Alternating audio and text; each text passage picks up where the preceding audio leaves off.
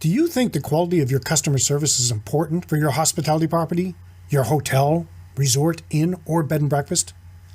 Any business can offer good, basic customer service, but what do your guests expect? How can you fulfill their expectations? Give me a few minutes and I'll share with you wonderful tips for great customer service.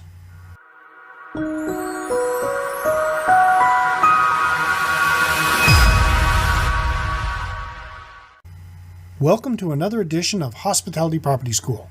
I am your instructor, Gerry MacPherson. If you have been an owner or an operator of a hospitality property for a while, you might have seen the average hotel occupancy rate fluctuate dramatically over the past couple of years. There has been no guarantee of consistent repeat business. You may have welcomed new guests, hoped they enjoyed their stay, and maybe someday would return. But have you been asking yourself these questions? How do I get them to return? And if they don't return, why? You want to ensure that your customers have a wonderful experience at your property and avoid disappointing them by only fulfilling the basics. Here are some reasons guests might not return, according to a study conducted by the Research Institute for Leisure and Tourism. 1%. Because of death. 3%. Because they moved. 5%. Because of a change in habits. 9%. Because of a wrong price policy. 14% because of a lack in product quality. And 68% because of a lack in service quality. Well, if you can say, we only offer quality service, none of these other factors apply, and our occupancy rate is always 90% or better, then your business is in great shape and you need not listen any further. If this is not the case, then you might be interested in how both unhappy and happy customers might describe their experience at your property. One unsatisfied guest will tell 10 other persons about it. One satisfied guest will bring 3 new guests. And a delighted guest will spend 5 times more money. I've heard some owners say, I know my guests, and if they are unsatisfied with their experience, they would complain. Wrong. Statistically, 4 out of every 100 guests complain, and up to 75% will choose your competition on their next stay. Only 8 to 20% stay loyal despite their dissatisfaction. So what does this all mean? Well, I'll let you know after a quick break from our sponsor. Do you have an independent hospitality property, a hotel, resort, inn, or bed and breakfast, and at times feel overwhelmed with all you have to do? Do you find yourself doing everything from checking guests in, to marketing, to looking for the right people to work for you, to cleaning toilets and everything in between? What happens when things become hectic? Do you feel stressed? Do you find it difficult to plan for the future when your only concern is how to get the rooms ready for the new arrivals? So what can you do? You have to get organized. You have to learn the strategies that'll make you more effective.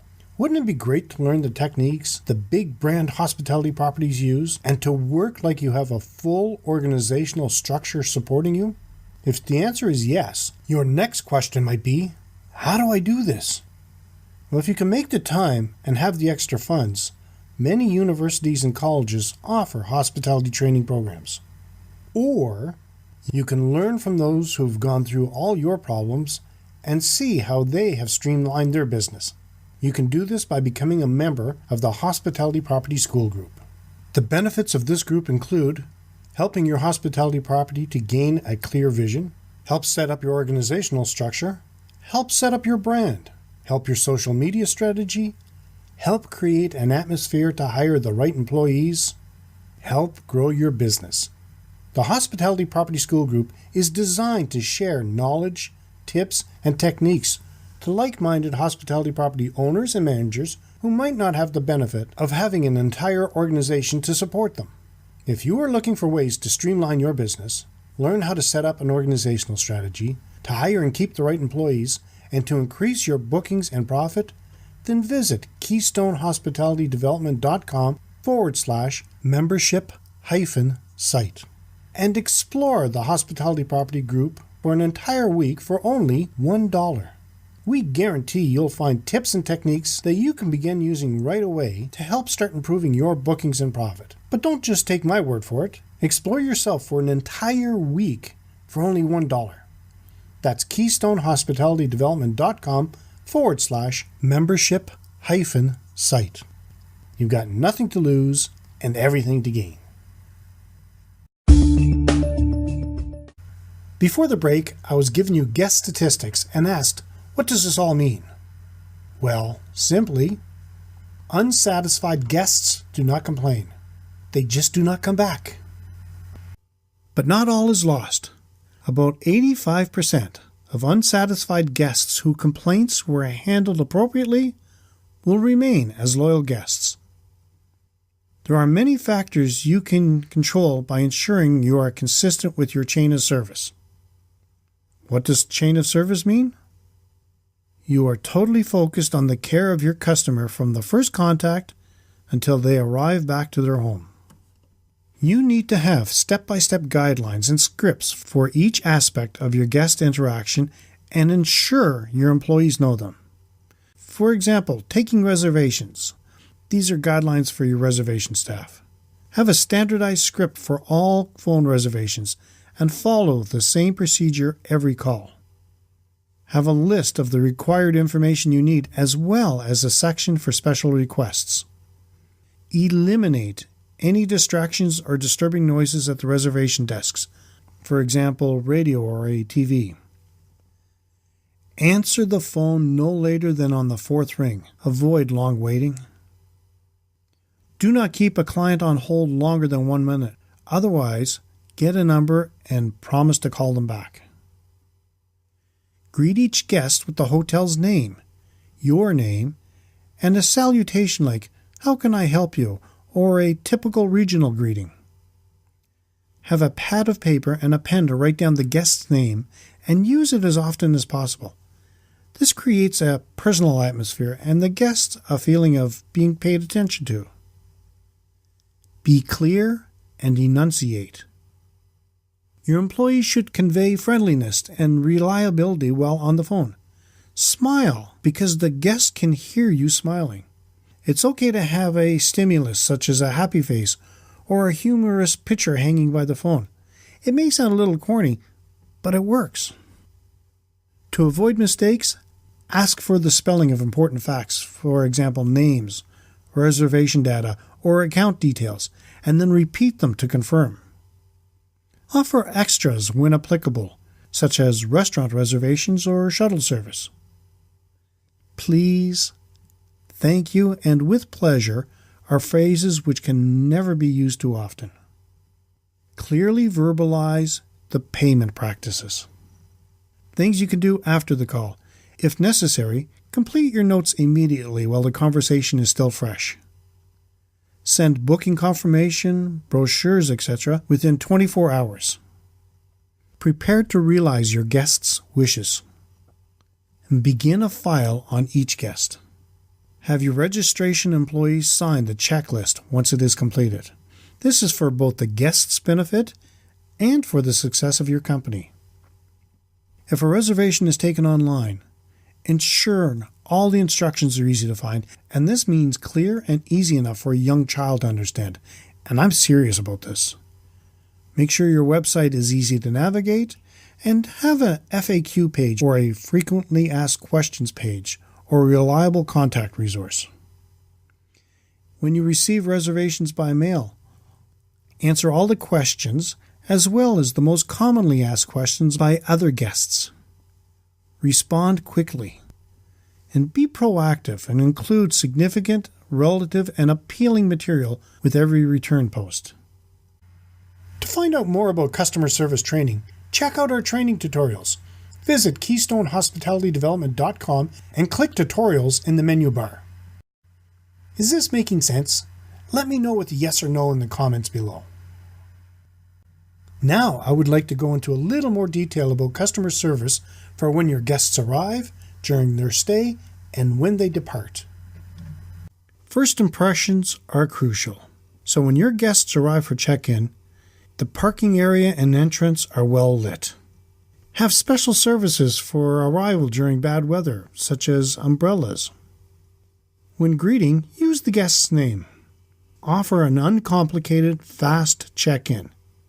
A short info briefing, and that's the where, when, and what's of your property. Luggage service, if applicable. Have a cleaning cloth for glasses or tissues at the reception counter. Offer a complimentary drink, alcoholic or non-alcoholic. Have a corner with information about the region, small snacks, local favorites if possible, such as seasonal fruit. And wish them a nice stay. Your lobby should be warm, with a comfortable ambiance, with a light, pleasant fragrance. Smell is an incredible memory trigger. Make sure your reception area is tidy and your property has helpful signage. The room. Make sure it's tidy and sanitized. A reasonable room temperature, comfortable mattress, hot water, calm, no disturbing noises, fresh air, and a briefing packet for guests. During the guest stay, there are extras you could consider. A personal wake-up service with up-to-date newsletter or information about the weather. A pillow bar with a choice or a variety of pillows. A reading corner, a choice of different books with comfortable seating, and a tea corner. Free internet or Wi-Fi service. I can't stress enough how important this is in this day and age. A lending service, and these could be things like hiking maps, umbrellas, reading glasses, power plugs, etc. Your employee participation. You want to hire employees that can show real, authentic kindness. They need to be competent and qualified for their position, trustworthy and can keep promises, empathetic and have the ability to listen, can manage complaints and focus on the guest, and are able to remember the customer might not always be right, but you have to try to make them feel as if they are. During the guest departure, a friendly, fast checkout is important. Never let your guests leave empty-handed. A thank you and goodbye, and wish them a nice homeward journey, and tell them you look forward to seeing them when they return. After their departure, follow up with any problems or issues the guest might have had. To recognize problems is the right step to find solutions, and send them information about new offers by email or post. In conclusion, in this podcast, I talked about the importance of customer service when your guests arrive, during their stay, their departure, and after they are home.